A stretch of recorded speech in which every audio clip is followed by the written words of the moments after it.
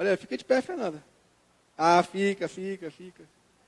Ah, quem lembra da Fernanda aí? Ó, a Fernandinha aí, né? Deus abençoe a Fernanda. Tá de bebê na barriguinha, né? Menina, né, Fernanda? Muito bem. Glória a Deus. O Felipe, quando vem aqui em Brasília, ele está esquecendo de me dar um toque, né? Que é desnaturado. Fala com ele que eu tô marcando ele, viu? Brincadeira. Irmãos, vamos lá então? Vamos trabalhar? 2 de Timóteo 3,16. Começa no 14. Ok? Diz assim, todos acharam? Tu, porém, permanece naquilo que aprendeste, de que foste inteirado, sabendo de quem o aprendeste. Que desde a infância sabes as sagradas letras, que podem tornar-te sábio para a salvação pela fé em Jesus Cristo. Toda a Escritura é inspirada por Deus e útil para o ensino, para a repreensão, para a correção, para a educação na justiça, a fim de que o homem de Deus seja perfeito e perfeitamente habilitado para toda boa obra. O Espírito Santo, através da instrumentalidade da palavra, fale ao seu coração nessa noite. Amém? Glória a Deus. Olha,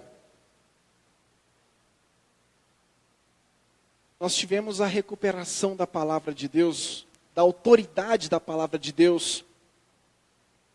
A partir do século XVI, nós tivemos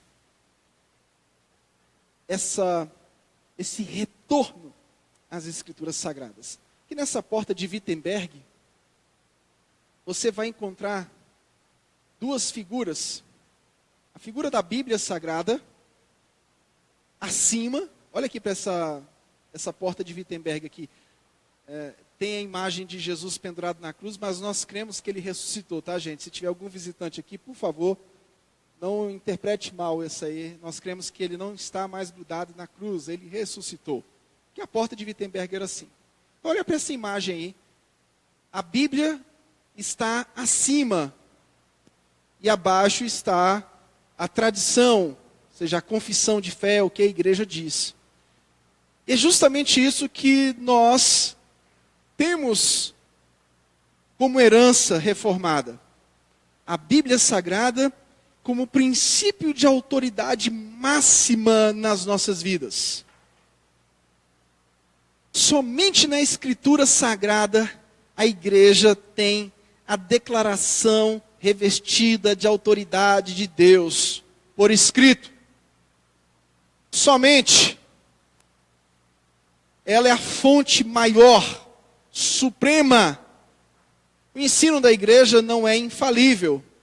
Como na Idade Média, o sistema papal tinha todo o poder centralizador da interpretação, e o Papa era alguém infalível. O que o Papa dizia tinha que ser seguido. Os reformadores vieram e disseram, não, calma aí. O que a Bíblia Sagrada diz é a autoridade maior sobre as nossas vidas. Então, a autoridade de alguém que prega está adstrita às Escrituras Sagradas. Somente as Escrituras.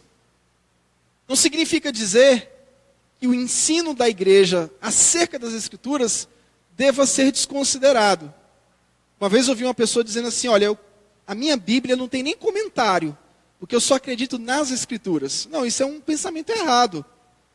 Quando eu digo somente as Escrituras, eu não posso excluir os comentários que possam existir acerca das Escrituras.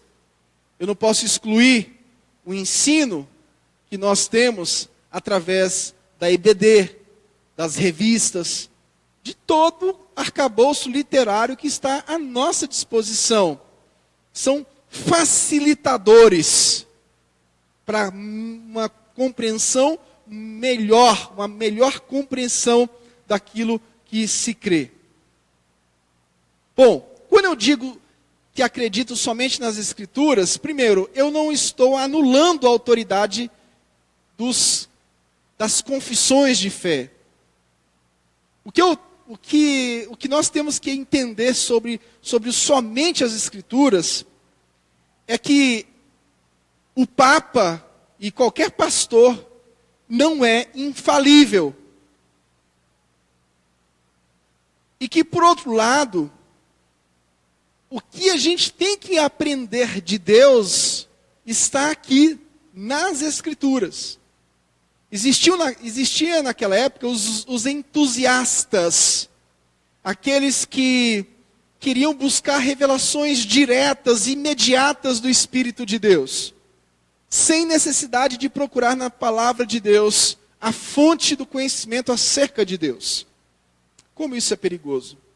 E como existem entusiastas hoje, e como existem pessoas que correm atrás de saber aquilo que Deus tem para o futuro. Cuidado. E se você talvez souber o que Deus tem para o seu futuro, você vai desanimar desde agora. Eu sempre digo, eu não quero saber do meu futuro, eu só quero saber que a graça do Senhor vai me sustentar até chegar lá. Eu não quero saber o que vai acontecer comigo, eu só quero saber que Deus vai me dar força para suportar tudo que vier na minha vida. Mas tem gente que não aguenta, quer saber do futuro, quer ir no guru, buscar, conhecer o futuro. Não faça isso. Você pode dar com o burro na água. Você pode ouvir alguma coisa que não tem nada a ver. Busque na revelação, nas Escrituras Sagradas, acerca daquilo que realmente importa para a sua vida. E isso já acontecia naquela época. Esse livro santo é em todas as coisas necessárias para o cristão. Seja para mostrar a tão grande salvação em Cristo, seja para iluminar o caminho e mostrar o que eu tenho que fazer na minha vida. Claro que você não pode transformar a palavra de Deus simplesmente em princípios morais e éticos para viver. A palavra de Deus é muito mais do que princípios morais e éticos. A palavra de Deus é a vontade de Deus para a sua vida. Então, quando você é salvo pela pregação da palavra de Deus e você vive de acordo com a palavra de Deus, você nada mais, nada menos está fazendo do que seguir ao Senhor. Se identificar com o Senhor. Então a Bíblia não é uma caixinha de promessas, onde você tira, o que tem para mim hoje? Quem lembra das caixinhas de promessa? Eu chegava na casa de uma tia minha, ela dizia assim, antes de pisar aqui em casa, tem que tirar uma promessinha na caixinha. Não pise aqui em casa antes de tirar a promessinha. Às vezes eu tirava uma promessinha lá em Apocalipse, e eu, piquititinho, para entender Apocalipse era uma luta, irmão. E nem a minha tia conseguia explicar o que o texto do Apocalipse estava dizendo lá. E, meu Deus, todo mundo ficava ali, embolado naquela situação. E ela só dizia, vai, entenda esse mistério.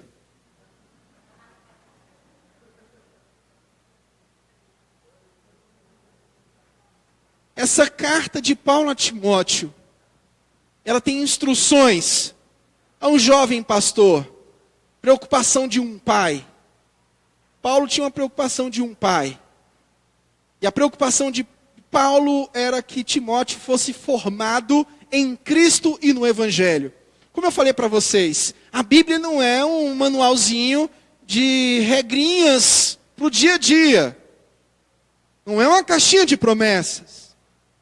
A preocupação de Paulo era que tanto Timóteo quanto a igreja fosse instruído em Cristo e no Evangelho. O som da carta fala da vitória de Cristo sobre a morte. Paulo, preso, capítulo 2, versículo 9, aguardava o pior, diferente das demais cartas, e aguardava a execução. Paulo também condena os falsos mestres que haviam tido um êxito entre alguns tolos.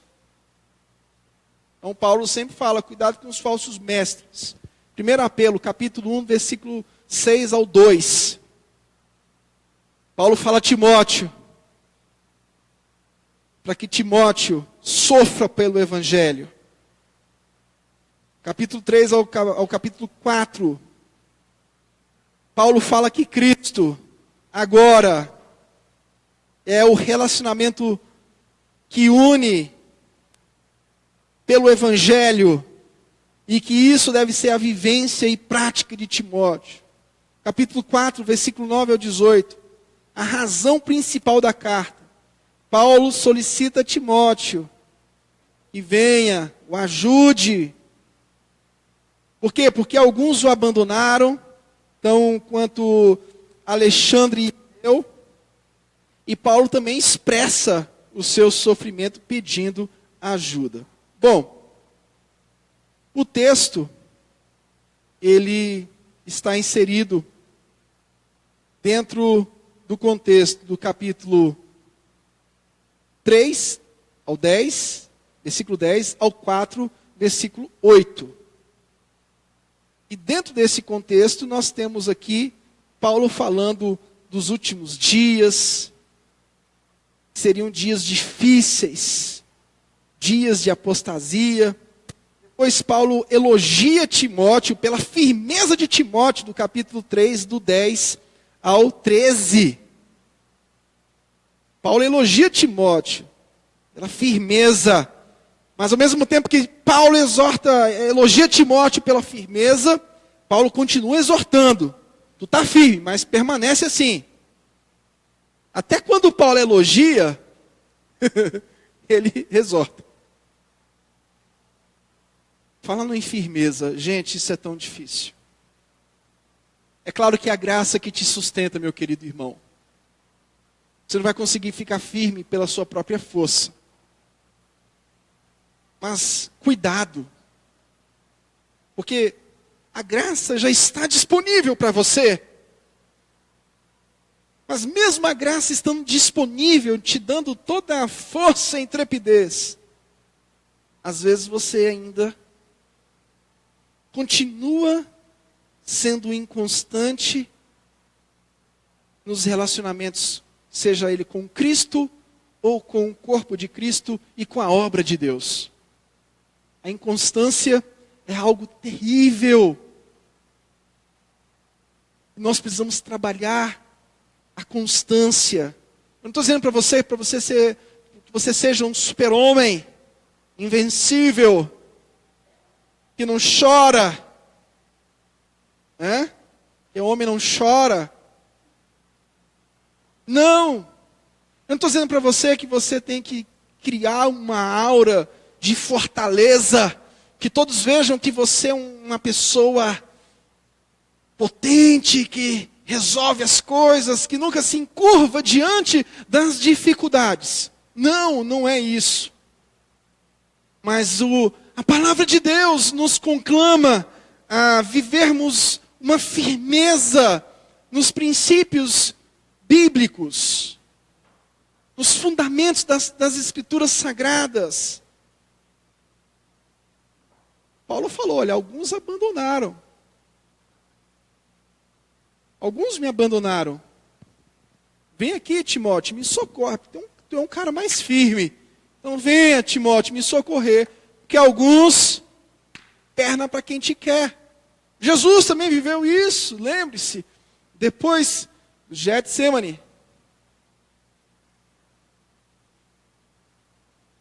A coisa começou a ficar feia para o lado de Jesus. Morte de cruz estava muito iminente. O negócio ficou difícil. Toda a popularidade que os discípulos viram em Jesus agora começa a desaparecer. E às vezes as pessoas que estão andando contigo, estão contigo no período da tua popularidade. Depois, a coisa começa a apertar, começa a dissipar um pouco. Com certeza os discípulos eles ficaram muito impressionados com o tamanho do envolvimento de Israel com Jesus Cristo. Onde Jesus passava, as multidões corriam atrás. Mas Jesus não queria popularidade. Jesus não queria que pessoas ficassem dessa forma com ele. Mas foi inevitável. Ele dizia, vai, mas não conte a ninguém não que eu fiz isso, não.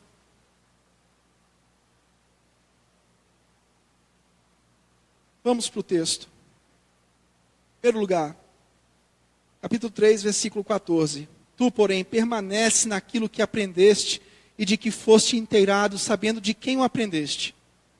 A palavra de Deus deve lançar raízes profundas na vida daqueles que foram chamados para servir o Senhor. A pós-modernidade é um momento que o Zygmunt Bauman vai falar que é o momento da sociedade líquida. As pessoas não se prendem mais a estruturas sólidas. As pessoas não se prendem mais a questões tradicionais, como família, igreja.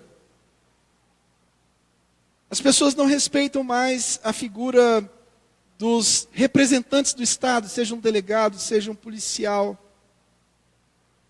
Bauman vai dizer que essa sociedade é uma sociedade líquida, ou seja, ela não é sólida no seu pensamento.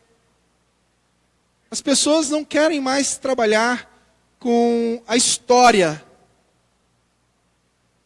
Olha, o meu sonho era conhecer a árvore genealógica da minha família, pelo menos até o século XV. Eu gosto dessa coisa de história. Nono flashback. Chegando no 10º. 16º.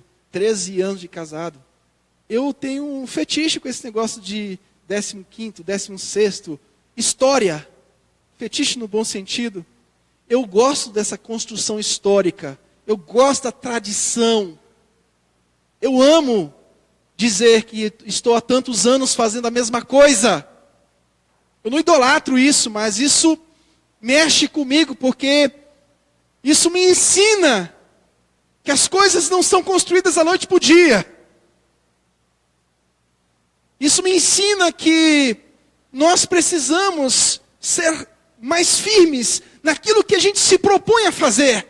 E as pessoas, elas não são firmes naquilo que elas propõem a fazer. As pessoas começam alguma coisa e desistem muito rápido. Tudo que as pessoas começam, elas desistem muito rápido.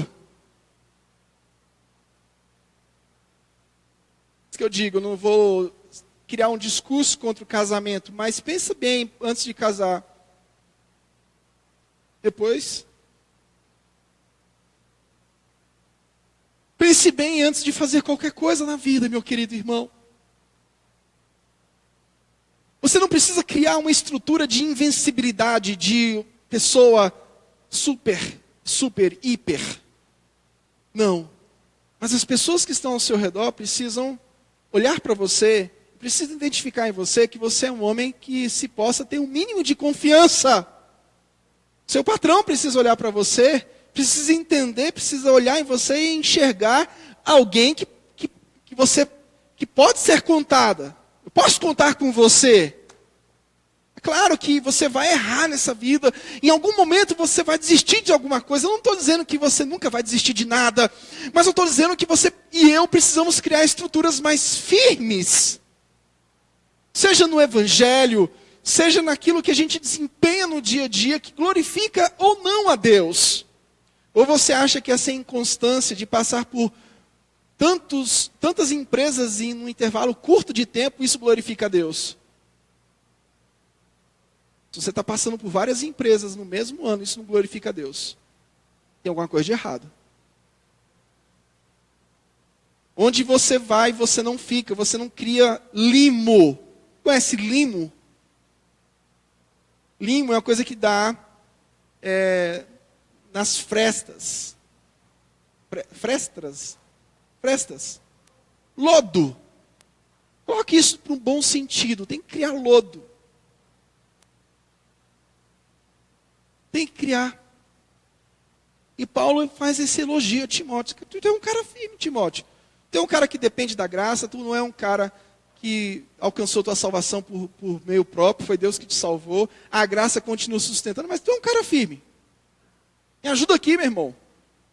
E assim no dia a dia a gente precisa. Nós precisamos de pessoas, não de pessoas perfeitas, mas pessoas que a gente possa contar. Será que você pode ser uma pessoa dessas? Olha aqui no meu olho, meu querido. Será que você pode ser essa pessoa que eu posso dizer, fulano, podemos contar com ele. Não é perfeito, mas é um cara, é uma mulher que não é inconstante. A obra de Deus precisa de pessoas mais constantes. Eu sempre digo que a obra de Deus precisa primeiro do poder do Espírito Santo, depois precisa de ter um pouquinho de sangue no olho. Eu sou ligado no 220 volts. Se não for assim, não presta. Tem gente que está ligado nos 10 volts, aqueles 10 volts que coloca para carregar no carro. Você já parou para pensar que quando você coloca um carregador na tomada para carregar o seu celular, rapidamente carrega? Por quê? Porque tem 220 volts. Você já parou para pensar que quando você coloca o carregador no carro, você vai daqui até o plano piloto, e quando chega no plano piloto ainda está em 50%? Por quê? Porque 10 volts ou 15 volts não são suficientes para carregar o seu celular, que tem 10 milhões de fotos e 10 milhões de vídeos. Então, 220 volts é importante para você. Acordar mais cedo, dormir mais tarde. Eu liguei para um cara, meio dia, o cara estava dormindo. Você não tem futuro não. Tem futuro não. Você ligar para um homem, meio dia o homem está dormindo, a não ser que tenha passado na vigília, a não ser que tenha um fuso horário, pegou um voo daqui para o Japão, chegou lá, e dorme mesmo, ou daqui de lá para cá. No Evangelho também tem que ter isso, meu querido. No Evangelho também tem que ter isso. Assuma posições firmes no trabalho para o Senhor. Deixe que a palavra de Deus crie raízes profundas em você. Em primeiro lugar é isso. A palavra de Deus deve lançar raízes profundas nas nossas vidas. Você, Timóteo, permaneça fiel àquilo que você foi ensinado. A palavra de Deus tem que ser lida, estudada, traduzida, memorizada, meditada e incorporada na adoração da igreja. E ela vai te dar as instruções bíblicas de como você vai se parecer mais com Cristo. Ela vai te dar as instruções de como você vai cumprir a missão que Cristo entregou para a igreja. Ah, meu querido, a missão sofre tanto. Como é difícil lidar com o voluntariado. Como está difícil lidar com o voluntariado.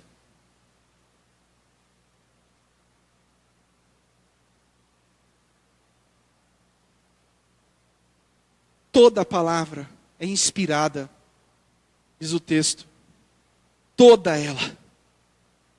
De Gênesis a Apocalipse. Deus é a fonte, é o principal autor. Escrita por homens, mas com o peso da autoridade divina.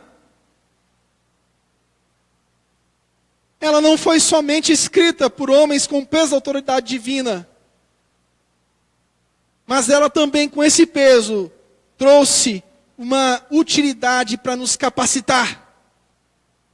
Ela não está distante de nós. Ela é útil para o nosso ensino, diz a palavra.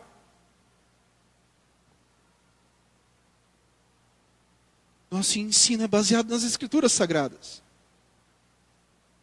Não é baseado em fábulas. Não é baseado naquilo que eu penso. Não é baseado em que o Lula diz ou que o Bolsonaro diz. São dois pecadores miseráveis, carentes da glória de Deus, carentes da graça de Deus do mesmo jeito. Não é baseada no que a nossa vida, a nossa jornada, o que você pensa da história, não é baseado no que Paulo Freire diz. Estuda um pouco mais sobre Paulo Freire, você vai identificar quem era Paulo Freire. Antes de dar muito crédito a alguém, estude sobre ele. Vai identificar o tanto de besteira que aquele cara falou. Umas coisas ele acertou, mas outras estude mais. Você lê uma revista, vai cortar o cabelo, lê uma revista, pronto, achou ali um pensamento de qualquer outro cara e você pronto, você acha que encontrou o último biscoito do pacote. Mas você não para ler as escrituras sagradas. Uma revista, essas revistas de fofoca, gente, para falar de revista de fofoca, que porcaria está virando os nossos jornais. Os nossos jornais estão virando uma nhaca. Eu tenho lá, celular, revista que aparece lá, Veja, Isto É, não sei o que, que antes tinham, alguma coisinha escapava, mas hoje é notícia de fofoca. A Anitta fez isso e aquilo. Eu quero o diabo de saber de Anitta, cara. Tem uma notícia de economia, a notícia sobre o empreendedorismo no Brasil. Fulano de tal se separou de Beltrano. Naldo pegou a Moranguinho e bateu na Moranguinho. Não quero saber disso, não. Quem é Moranguinho? Quem é Naldo? Vai aqui na QS11, você vai ver um tanto de homem que faz isso com mulher. Coisa chata. E tem gente que... Pare para ler coisas melhores. Baixe um Kindle no seu celular, no seu iPad, no seu coisa. Leia. Se dedique. Ocupe a sua mente. Você tem que ler muito. Coisas boas. Coisas que vão edificar, coisas que vão te trazer ensinamento. No mínimo, você tinha que ler um livro por semana. No mínimo. Um livro por semana. Pastor, o mercado está difícil. Pastor, está difícil. Está fechado.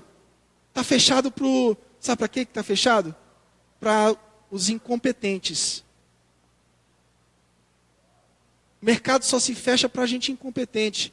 Que não se treina, que não se capacita. Mas o que eu vejo, por exemplo, os especialistas da economia dizendo é que para pessoas que têm uma capacidade, pode até ficar um tempo desempregado. Mas uma hora a coisa pega. Para no tempo. A inconstância. Não reciclou. É hora de acordar e sacolejar, meu irmão. É hora de sacolejar. Existem boas oportunidades. Hoje existem sim. Mas os especialistas sempre dizem, falta mão de obra especializada. Falta pessoas que cumpram as exigências adequadas. O colega meu falou, meu sonho é ser piloto de avião. Digo, cara, começa o inglês. Primeiro passo. Já começou o teu inglês?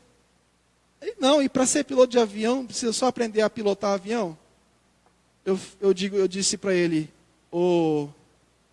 amigo, os comandos são todos em inglês. O maquinário é todo em inglês, é uma linguagem universal. Então tem que correr atrás. No Evangelho, Hebreus vai dizer, olha, era o tempo de vocês serem mestres e ainda estão ali no leitinho. Então é hora de despertar, meu querido irmão. É hora de despertar. A palavra de Deus é útil para o ensino. E esse ensino não é só a função da igreja. Principalmente nosso. No dia a dia. No nosso lar, os pais precisam tomar as rédeas. Estava dizendo para o nosso corpo diaconal, eu acredito no patriarcado. Eu não me considero machista, mas eu acredito no mundo patriarcal. E o mundo patriarcal só vai dar certo a partir do momento que nós, homens, tomarmos postura de homens. Tomarmos a rédea do culto da nossa casa. Depois da Revolução Industrial, a mulher começou a ocupar espaço. Depois da Revolução Industrial, a mulher começou a ocupar um espaço que não era dela. O homem sai para a indústria. E agora a mulher tem que levar a criança para a igreja. A ponto dos pastores do século XIX falarem: as mulheres são a coluna do lar. Um bocado de frouxo. E nunca eu diria um negócio desse. Eu fui criado por mulher. Mas na minha mente sempre estava uma coisa me dizendo: eu precisava de um pai. Fui criado por mulher, meu irmão, mas nunca aceitei esse negócio. Honrei, obedeci. Mas na minha mente sempre ficava um troço assim: está faltando um homem aqui. Eu não estou aceitando muito. Eu aceitava as ordens, mas tinha hora que a opressão vinha. Foi chegando um momento que eu digo: opa, segura a onda aí. Segura a onda. Coitado, as mulheres às vezes assumem essas posições não é porque elas querem, é porque elas se depararam com homens frouxos, homens bananas, que não têm ordem de comando dentro de casa. Os homens precisam acordar. A culpa do feminismo, a culpa é dos homens. Eu cheguei à conclusão. De tanto ler sobre feminismo, eu cheguei à conclusão. As mulheres se tornam feministas. As mulheres querem assumir muitas coisas. Mas é porque não tem outro jeito. Não tem outro jeito. Os homens, eles fazem de tudo para botar a mulher para assumir. Ser pastora, ser isso, ser aquilo outro. A frouxidão. Uma vez eu conversei com a mulher, ela diz: olha, eu só virei pastora porque meu marido era frouxo, ele não queria pastorear. Eu disse: deixa eu conversar com ele. Eu digo: conversa com a minha mulher para ver se ela conseguiu fazer isso comigo. Não estou dizendo que eu sou machão, que eu sou melhor que ninguém, não. Eu descobri a fórmula. Eu descobri a fórmula. Eu não tive pai para me criar. Minha cabeça começou a dar uns nós. Eu comecei a identificar, comecei a estudar sobre isso. Depois eu comecei a estudar que, graças a Deus, eu fui criado por mulher que fez de tudo por mim, mas eu cheguei à conclusão de que as mulheres, quando assumem posições que não são delas, elas se tornam opressoras. Se tornam muito mandonas. A figura masculina é muito importante. Eu não estou dizendo para você que, no seu caso, você não teve outra saída, que você tem que ser culpada e tem que ser execrada por conta disso. Não, louvado seja Deus pelas mulheres que fizeram, que cuidaram. Mas o que eu estou dizendo para você é que o mundo precisa, de fato, de verdade, de um ensino. E os homens precisam tomar essas rédeas do ensino. O homem dentro de casa, ele tem que ser aquele que diz: olha, vamos ficar todo mundo calmo, que Deus está no controle de todas as coisas. Tem mulheres que estão cansadas de dizer isso dentro de casa, elas não têm mais força de dizer isso dentro de casa. Meu irmão, em nome de Jesus, se converta de uma vez e assuma a sua posição bíblica, a masculinidade bíblica.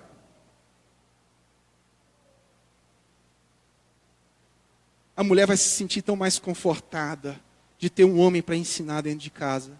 Você acha que mulher queria fazer isso? Queria não. A mulher, meu Deus, só o chuveiro sabe o que a mulher passa. Ela ali na frente dos filhos é forte. Na frente dos filhos ela mantém a compostura, mas quando vai para debaixo do chuveiro, meu irmão, o chuveiro chora com ela. Porque tudo que ela queria era uma pessoa que dissesse assim: vem cá, ajoelha todo mundo aqui, vamos orar. Vamos falar com o Senhor. Vamos nos arrepender dos nossos pecados. Vamos ler as Escrituras Sagradas. Antes de uma alimentação. Calma aí, criança.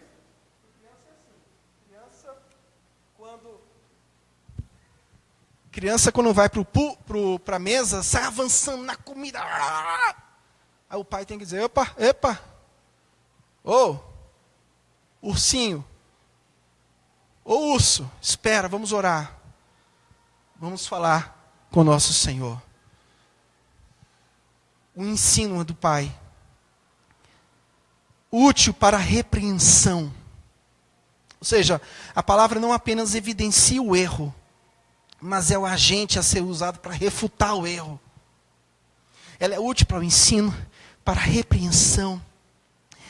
Ela é útil para a correção, ou seja, depois que você refuta o erro, você indica o caminho correto. Você ensinou. repreendeu. Ou seja, você refutou o erro. E agora você corrige. Você, depois que refutou o erro, você diz, olha, aqui está errado, mas aqui é o caminho certo. Eu digo para vocês, o feminismo é um caminho errado. Vai levar a humanidade para a bancarrota. A rota da humanidade é a graça comum. É seguir o patriarcado bíblico. Porque foi assim que Deus criou. Deus criou o homem, depois criou a mulher. E quando Deus fez isso, Deus não criou nenhum tipo de acepção. A Bíblia não é machista. Mas nós precisamos resgatar. A Bíblia fala de discípulos. A Bíblia fala de um corpo diaconal de homens. A Bíblia sabe o que diz. A Bíblia sabe o que diz. E outra coisa que eu queria orientar aqui. Nós precisamos respeitar as mulheres. Para que as mulheres comecem a enxergar de novo a posição do homem, nós precisamos respeitá-las. As mulheres só vão conseguir enxergar o patriarcado na Bíblia quando esses homens, esses patriarcas, respeitarem a mulher.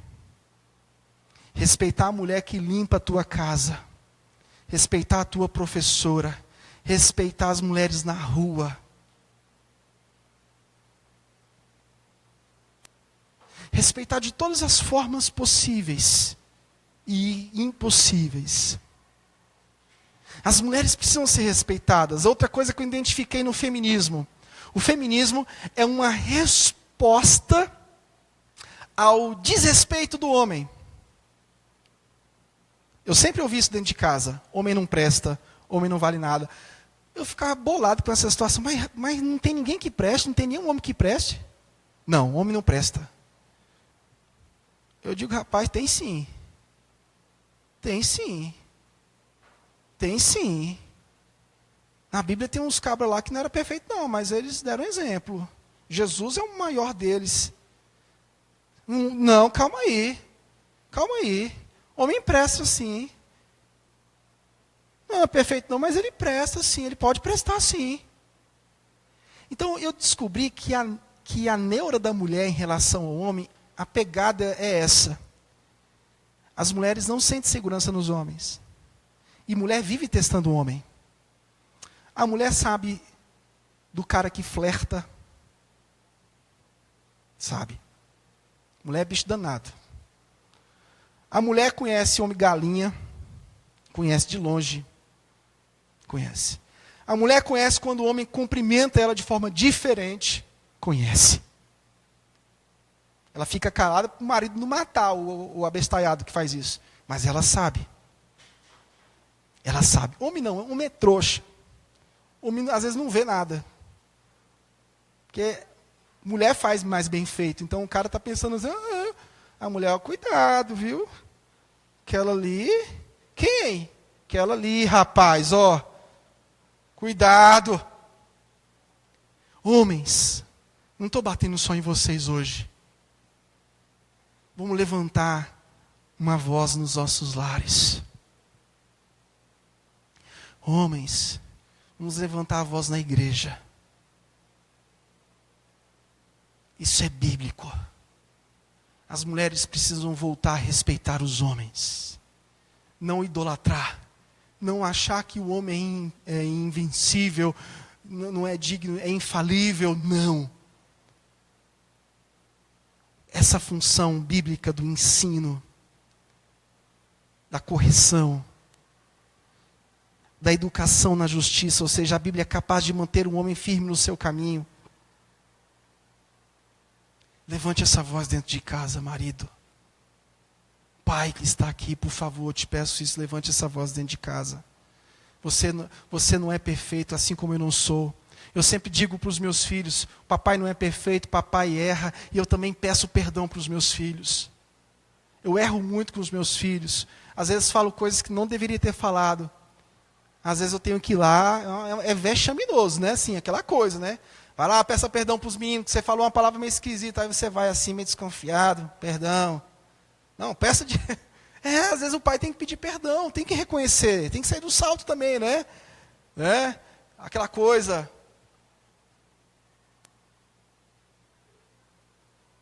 Mas nós precisamos resgatar isso. As mulheres fazendo reprodução independente. Por quê? Por que as mulheres estão fazendo reprodução independente? Uma vez eu vi a mulher fazendo reprodução independente, eu identifiquei. Será que a mulher tem algum problema com homossexualismo? Não. Ela não tinha nenhum problema com homossexualismo. Ela tinha um problema com o homem. Tinha um problema com o homem. Esses dias eu vi no Instagram a pessoa publicando: estou grávida. E forever alone. A mensagem que a pessoa me passou foi: vou gerar essa criança e vou viver com ela sozinha para o resto da minha vida. O que ela está querendo dizer nas entrelinhas é: quem fez essa criança não vale o que come. E a minha resposta é: vou viver com essa criança para o resto da vida sozinha, sem depender de homem, sem depender de diabo de ninguém. Diabo do ódio dela. Isso é grave, meus irmãos. Isso é grave. Isso é grave. Vamos resgatar esses princípios a fim de que todo homem de Deus seja perfeito e perfeitamente habilitado para toda boa obra. Eu fiz esse link aqui do ensino bíblico com a questão do feminismo, do patriarcado bíblico, para você entender de quem é a postura. É nossa. Algumas lições finais eu quero extrair. Capítulo 1, Paulo fala: ensina Timóteo a guardar o bom depósito. Ser fiel à sua vocação. Guardar a sã doutrina. Segundo, ser um trabalhador aprovado, capítulo 2. Buscar a santidade. 3, entender que nos últimos dias serão dias de amor ao prazer, o hedonismo. Serão dias onde as pessoas amarão o dinheiro. Serão dias que as pessoas amarão a si mesmo, narcisismo. Capítulo 3, versículo 1 ao 9, nós temos 3 coisas terríveis: narcisismo, materialismo e hedonismo. O apego. É claro que você vive de questões materiais. Agora o problema é o que você faz com aquilo que você tem de material. E do capítulo 3 ao capítulo 4 ele vai falar: Timóteo, continue como você está. Continue o que você aprendeu. Nós vivemos num período pós-moderno de decadência moral. Ignorância espiritual. Timóteo tinha um exemplo de Paulo, um exemplo de professor, pregador, evangelista das Escrituras Sagradas. A Escritura basta para aprender sobre Cristo e sobre a vida cristã. Ela é suficiente. Ela comunica tudo o que precisamos saber para aprender de Cristo e da vida cristã. É triste quando você vê pessoas que não cresceram espiritualmente. Continua procurando gurus para satisfazer as suas vontades, para conhecer o futuro, e aí vai. Ela é suficientemente formal. As partes menos claras são entendidas à luz das mais claras. Nós não temos um papa. Nós podemos ler a Bíblia individualmente, mas tome cuidado. Não despreze a igreja na leitura da Bíblia. A leitura da Bíblia também é coletiva. A leitura coletiva da Bíblia se dá no culto, escola bíblica dominical, no culto noturno, onde nós juntos estamos aprendendo das Escrituras Sagradas. A Bíblia está acima, mas as confissões, elas não morrem, elas são didáticas. O ano que vem, a partir do último domingo de janeiro, nós vamos estudar a Confissão de Fé de 1689. A Bíblia está acima de tudo.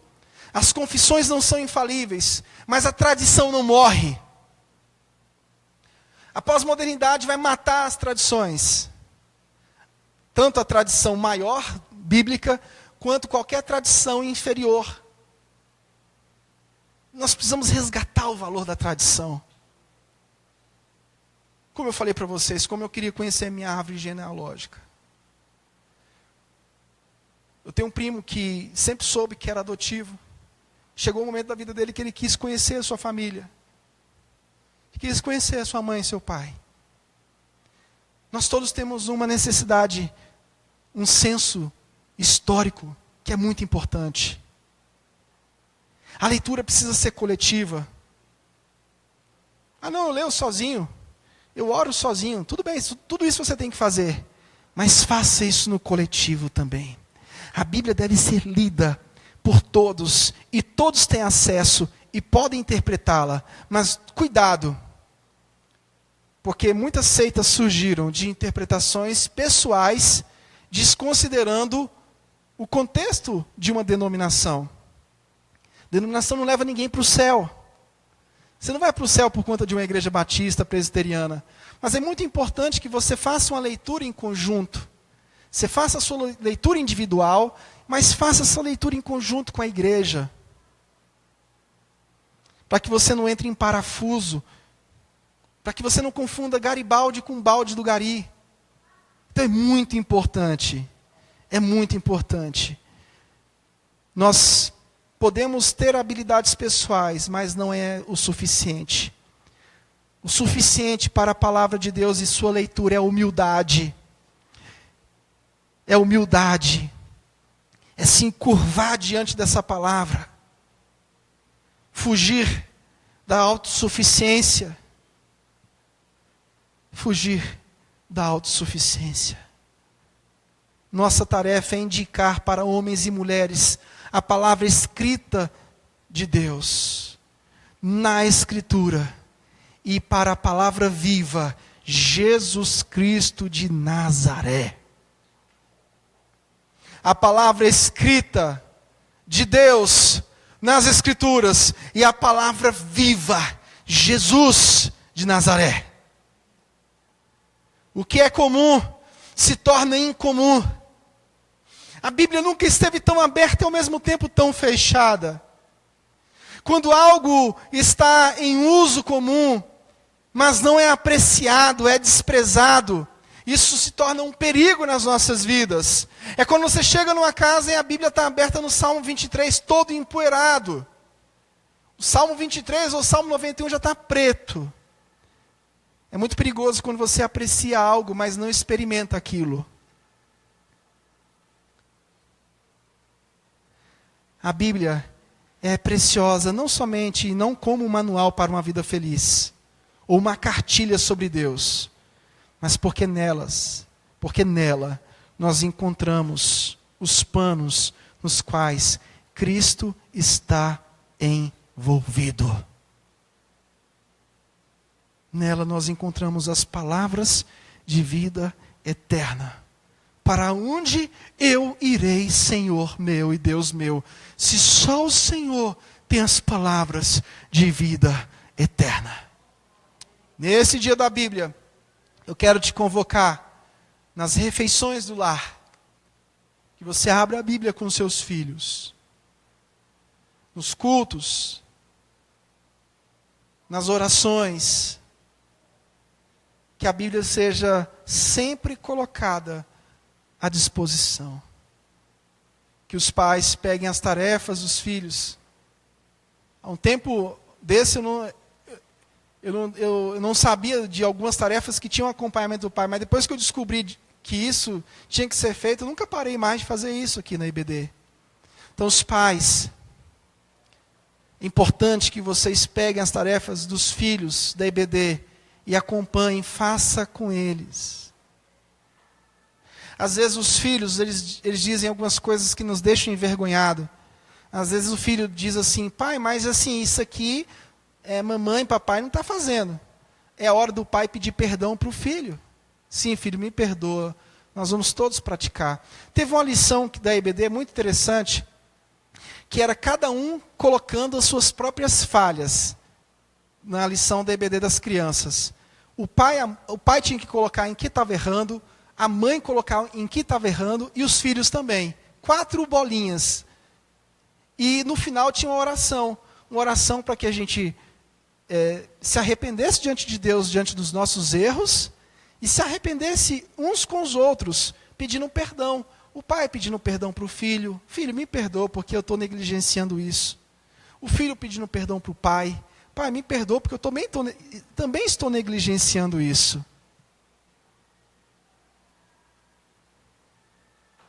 Amém? Olha que lindo elas ensaiando, né? Aleluia.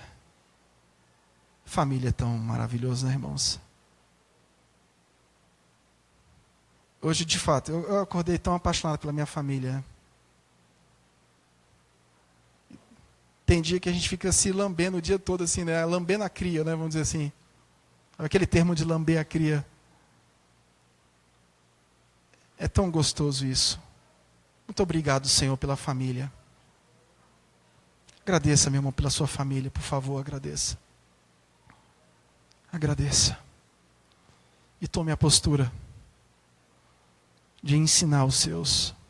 Mesmo que você erre muito, e você vai errar muito. Você não é perfeito.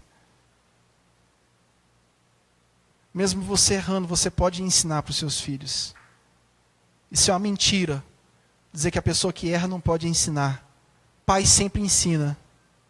Pai pode errar como for, mas é pai. Mãe pode errar como for, mas é mãe. Sempre pai e mãe podem e devem ensinar aos filhos. Sim, pastor, mas o exemplo fala muito mais alto. Para com esse discurso, eu sei disso. Só que a Bíblia não é só exemplo. A Bíblia tem coisas fundamentais de ensinar. Passa pelo exemplo, mas a Bíblia tem fundamentos fortes para ensinar. É igual que tem pessoas que deixam de evangelizar porque diz que o testemunho evangeliza muito mais do que a pregação. Outra falácia, outra porcaria que inventaram. Então quer dizer que pessoas de todas as religiões estão evangelizando, é assim? Porque tem pessoas de várias religiões que são pessoas aparentemente boas. Mas a verdade é que todos carecem da glória de Deus. Todos estão perdidos e carecem da glória de Deus. Então a pregação do Evangelho é fundamental para compreendermos a profundidade do nosso pecado e a profundidade da graça salvadora de Jesus Cristo de Nazaré. Feche os seus olhos.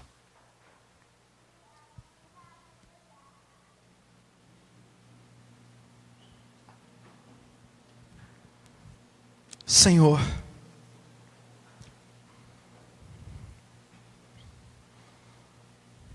nós queremos viver a Tua palavra, Pai. Nos ajude. E que venhamos tomar as rédeas nos nossos lares em relação ao ensino